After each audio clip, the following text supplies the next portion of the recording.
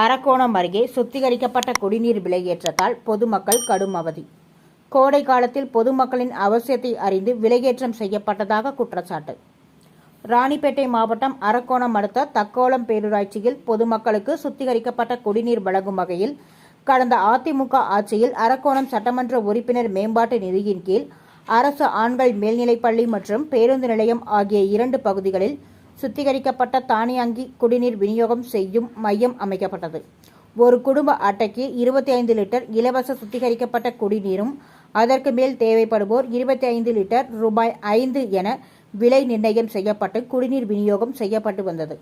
இந்நிலையில் கடந்த ஏப்ரல் மாதம் 1ஆம் தேதி முதல் 25 லிட்டர் சுத்திகரிக்கப்பட்ட குடிநீர் விலை 10 ரூபாயாக விலையேற்றம் செய்யப்பட்டதாக பேரூராட்சி நிர்வாகம் சார்பில் நோட்டீஸ் ஒட்டப்பட்டது.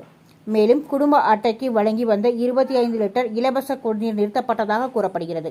இதனால் பொதுமக்கள் கடுமையாக பாதிக்கப்பட்டு வந்தனர். மேலும் தக்கோலம் பேரூராட்சி நிர்வாகம் சுத்திகரிக்கப்பட்ட குடிநீர் மையத்தை தனிநபருக்கு தாரை பார்த்ததாகவும் கோடை காலத்தில் பொதுமக்களின் குடிநீர் அவசியத்தை அறிந்து வியாபார நோக்கத்தில் விலையேற்றம் செய்யப்பட்டதாக பொதுமக்கள் குற்றம் சாட்டி வருகின்றனர். இதுகுறித்து பேரூராட்சி நிர்வாகம் சார்பில் கூறுகையில், பொதுமக்கள் பயனடையும் வகையில் வீடுகளுக்கு சுத்திகரிக்கப்பட்ட குடிநீர் வழங்க மையம் அமைக்கப்பட்டது.